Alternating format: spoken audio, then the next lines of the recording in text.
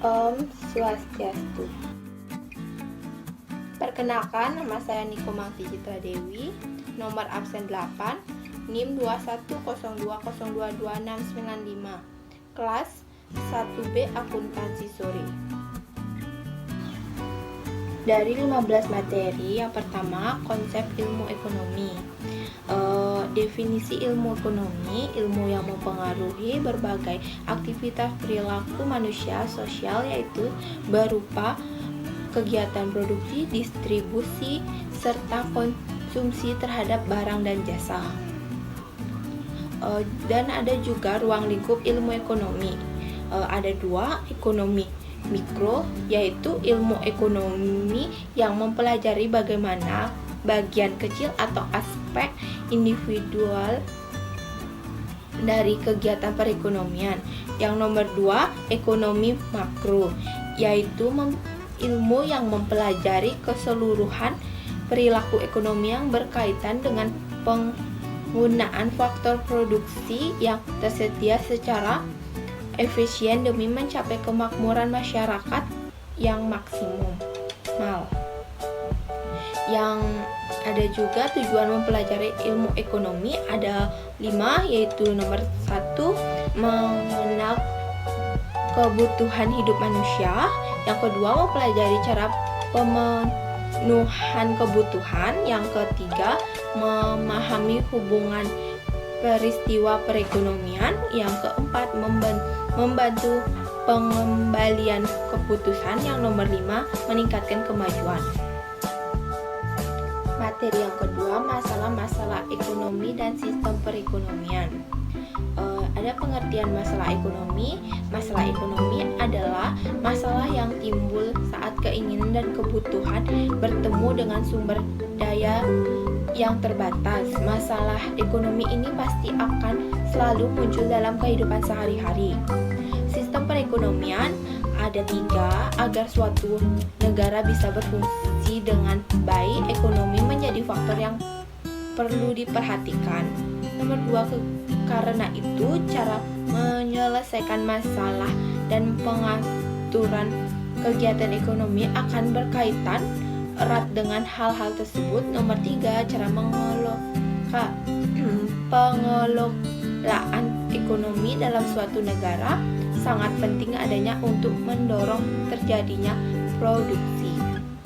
Dan ada juga jenis-jenis sistem perekonomian. Yang pertama, sistem ekonomi tradisional. Yang kedua, sistem ekonomi sosialisme. Yang ketiga, sistem ekonomi liberal. Dan yang keempat, sistem campuran. Materi pola kegiatan suatu perekonomian dapat saya pahami, yaitu pengertian pola kegiatan perekonomian. Pola kegiatan perekonomian merupakan bentuk aktivitas perekonomian yang dilakukan oleh sekelompok masyarakat atau bahkan negara untuk meningkatkan kualitas ekonomi dari masa ke masa, berlangsung secara kontinus. Pola kegiatan perekonomian ada uang, pedagang, dan spesies.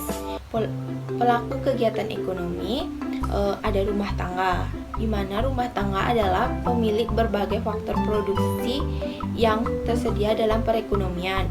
Yang nomor 2, perusahaan. Perusahaan merupakan organisasi yang dikembangkan oleh seseorang atau sekumpulan orang dengan tujuan untuk menghasilkan berbagai jenis barang dan jasa dibutuhkan oleh masyarakat. Yang nomor 3, pemerintah. Pemerintah yang dimaksud adalah badan-badan pemerintah yang bertugas untuk mengatur kegiatan ekonomi. Materi berikutnya, mekanisme pasar permintaan.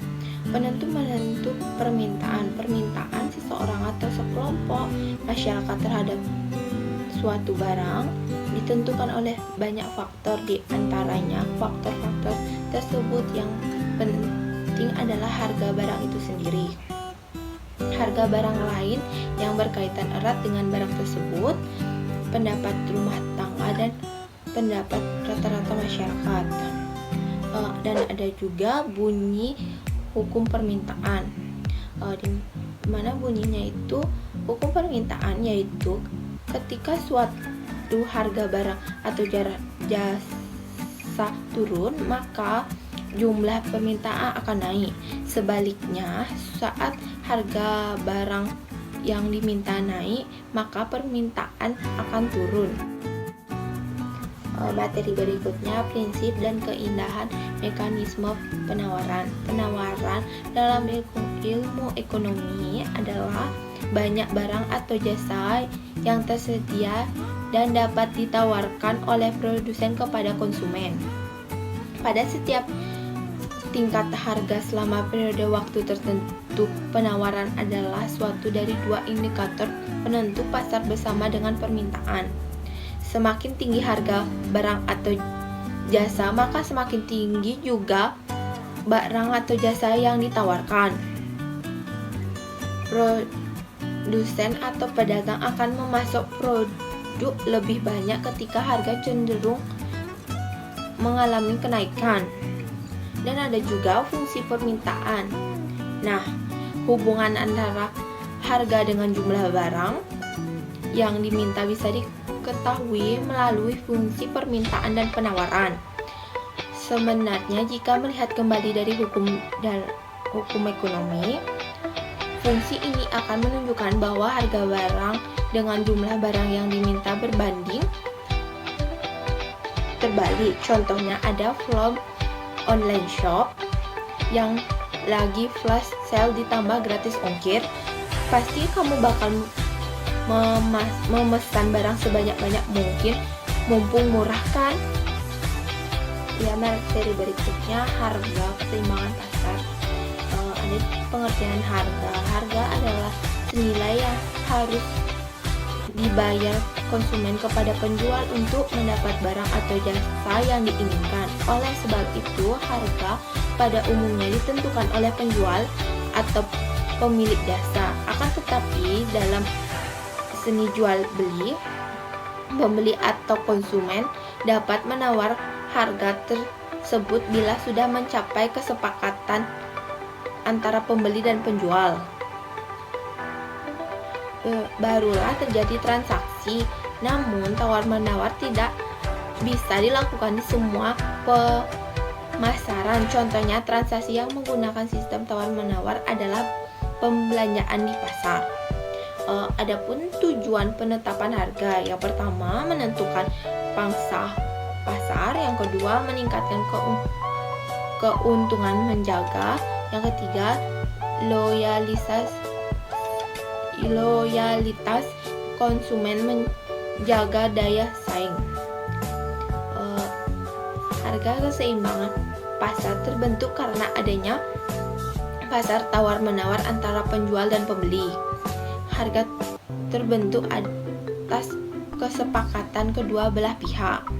Ada 3 cara untuk menunjukkan keadaan keseimbangan atau equilibrium adalah, yang pertama dengan contoh yang menggunakan angka, yang kedua dengan menggunakan kurva permintaan dan penawaran, dan ketiga menentukan secara matematik. Yang selanjutnya, konsep elastisitas. Ada pengertian dari konsep elastisitas adalah perbandingan perubahan profesional dari sebuah variabel dengan perubahan variabel lainnya. Dari kata lain, di elastisitas mengukur seberapa besar kepekaan atau reaksi konsumen terhadap perubahan harga. Ada beberapa faktor yang mempengaruhi, di antaranya yang pertama sifat komoditas, yang kedua harga, yang ketiga jangka waktu, yang keempat kebiasaan konsumen, dan kelima ketersediaan barang pengganti. Elastisitas permintaan ada 5 jenis, yaitu pertama permintaan elastis, yang kedua permintaan inelastis, yang ketiga permintaan uniter, yang keempat permintaan elastis sempurna, yang kelima permintaan inelastis sempurna. Materi berikutnya, teori perilaku konsumen. Apa itu perilaku konsumen? Perilaku konsumen adalah merupakan proses akan dilakukan seseorang dalam melakukan kegiatan seperti mencari, membeli, mengevaluasi untuk dikonsumsi memenuhi kebutuhannya. Konsumen juga dapat diartikan sebagai seorang individu atau organisasi yang memiliki peran berbeda, seperti contohnya berperan sebagai influencer, peer user, dan seterusnya. Pendekatan perilaku konsumen ada dua, yaitu pendekatan koordinal dan pendekatan ordinal, asumsi. Dan juga ada faktor-faktor yang mempengaruhi perilaku konsumen. Ada 4, yaitu sosial, budaya, pribadi, dan psikologi. Pentingnya perilaku konsumen, yaitu perilaku konsumen penting dalam kehidupan sehari-hari dan perilaku konsumen penting dalam pengambilan keputusan. Materi berikutnya tentang teori produksi. Fungsi produksi adalah suatu fungsi persamaan yang menunjukkan hubungan fisik atau teknik antara jumlah faktor-faktor produksi yang dipergunakan dengan jumlah produk yang dihasilkan per satuan waktu, tanpa memperhatikan harga-harga, baik harga faktor-faktor produksi maupun harga produk. Dan ada 2 cara menghitung tahap produksi, yaitu yang pertama produksi marginal, yang artinya tambah produksi yang diakibatkan oleh pertambahan satu tenaga kerja yang digunakan. Yang nomor 2 produksi rata-rata, yaitu secara rata-rata dihasilkan oleh setiap pekerja. Ada juga asumsi yang harus dipenuhi oleh fungsi produksi adalah yang pertama, fungsi produksi bersifat kontinu. Yang kedua, fungsi produksi bernilai tinggi dan masing-masing variabel di dalamnya. Yang ketiga, derivasi 1 dan 2, fungsi ini tetap kontinu. Yang keempat, fungsi produk harus relevan atau bernilai positif, baik untuk input X maupun output X. Yang kelima, penggunaan teknologi adalah maksimal pada tingkatnya. Yang berikutnya, teori biaya produksi. Pengertian dari biaya produksi adalah semua pengeluaran ekonomi yang harus dikeluarkan untuk memproduksi suatu barang. Ada juga biaya produksi jangka pendek, yaitu jangka waktu di mana sebagai faktor produksi tidak dapat ditambah jumlahnya. Teori biaya produksi jangka pendek ada 5 biaya, yaitu pertama biaya total atau TC, yang kedua biaya berubah total TVC, yang ketiga biaya tetap TFC, yang keempat biaya tetap rata-rata atau average fixed cost atau AFC, yang kelima biaya variabel rata-rata atau average variable cost AFC. Materi yang berikutnya ada pasar persaingan sempurna. Apa itu pasar persaingan sempurna? Adalah suatu sistem pasar di mana pembeli dan penjual harus hadir dalam jumlah banyak namun tidak memiliki kemampuan atau kekuatan mengaruhi harga. Adapun kelebihan dan kekurangan pasar persaingan sempurna. Kelebihannya yang pertama, tidak ada kekuasaan di pasar. Yang kedua, efisien. Yang ketiga, dapat menimbulkan biaya iklan dan produksi. Yang keempat, informasi pasar yang jelas. Dan kekurangannya, yang pertama, minim produk. Yang kedua, minim inovasi di kerenak. Dan ada juga ciri-ciri pasar persaingan sempurna. Ada 5 ciri, yaitu terdapat banyak penjual. Yang kedua, terdapat banyak pembeli. Yang ketiga, barang atau jasa bersifat homogen dan tidak dapat dibedakan. Yang nomor 4, kebebasan untuk mengambil keputusan. Yang nomor 5, setiap objek dapat mengetahui keadaan pasar dengan mudah. Materi yang berikutnya, pasar monopoli. Apa itu pasar monopoli? Pasar monopoli adalah suatu bentuk pasar di mana hanya terdapat suatu penjual yang menguasai pasar. Penentu harga pada pasar ini adalah seorang penjual atau sering disebut dengan monopolis.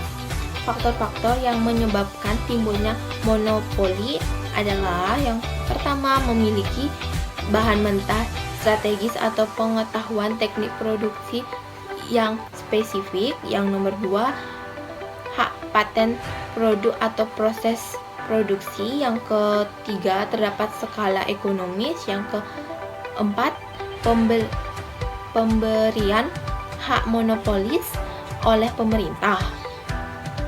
Ada juga karakteristik pasar monopolis. Yang pertama, hanya ada satu produsen. Yang kedua, barang yang diproduksi tidak ada substitusi. Yang ketiga, produsen baru sulit masuk ke dalam pasar monopoli. Yang keempat, produsen menjadi penentu harga. Yang nomor 5, produsen tidak melakukan promosi. Materi yang berikutnya, pasar oligopoli. Pasar oligopoli yang artinya keadaan pasar dengan suatu komoditas yang hanya dikuasai oleh beberapa perusahaan. Kelemahan pasar oligopoli, yang pertama, produsen baru sulit untuk masuk pasar. Yang kedua, peran produsen yang berkuasa akan sangat mempengaruhi pasar. Secara umum, pasar oligopoli memiliki 2 jenis, yaitu oligopoli murni. Yang kedua, oligopoli terdiferensiasi. Karakteristik pasar oligopoli ada 6. Yang pertama, dijalankan 2 produsen atau lebih. Yang kedua, produk yang dijual homogen dan saling menggantikan. Yang ketiga, kebijakan produsen utama sebagai acuan produsen lainnya. Yang keempat, harga barang di pasar relatif sama. Yang kelima, produsen baru kesulitan masuk pasar. Yang keenam, membutuhkan strategi pemasaran yang matang. Materi yang berikutnya, pasar persaingan monopolistik. Apa itu pasar persaingan monopolistik? Yang artinya pasar yang berada di antara 2 jenis pasar yang ekstrim, yaitu persaingan sempurna dan monopoli, yang dapat didefinisikan sebagai suatu pasar di mana terdapat banyak produk yang menghasilkan barang yang berbeda corak. Adapun ciri-ciri pasar monopolistik, yang pertama, terdapat banyak penjual. Yang kedua, barangnya bersifat berbeda corak. Yang nomor 3, perusahaan mempunyai sedikit. Yang keempat, kemasukan ke dalam industri relatif mudah. Yang kelima, persaingan mempromosikan penjualan sangat aktif. Adapun karakteristik pasar persaingan monopoli, Yang pertama differentiated, yang kedua highly substitutable, yang ketiga free entry and exit, yang kelima contoh produksi. Implementasi dalam kehidupan sehari-hari, saya ambil contohnya dari pasar persaingan monopolistik. Contohnya itu seperti restoran makan cepat saji, ayam goreng seperti KFC, McD, maupun restoran sejenisnya, menawarkan produk yang serupa namun kualitas, harga, fasilitas, dan juga rasa akan mempengaruhi konsumen untuk memilih restoran yang disukai. Contoh yang kedua ada pasar air mineral. Pasti kamu mengetahui kan beberapa produk air mineral yang sehari-hari dikonsumsi oleh masyarakat seperti aqua, mineral, netil, dan lain-lainnya. Terus juga ada contohnya seperti sabun, sampo, berbagai merek sampo dan sabun yang dapat kita temukan yang memiliki ciri khas sendirinya. Dengan produksi yang berbeda dari sekian banyak merek sabun atau sampo yang ada, mungkin kita akan memilih satu produk yang sesuai dengan kebutuhan kita, baik dari wangi maupun kandungan yang terdapat dalam produknya. Sekian pemahaman materi yang saya pahami selama mengikuti pelajaran ekonomi mikro. Kalau ada salah kata, saya minta maaf. Saya ucapkan terima kasih. Om Santi Santi Santi Om.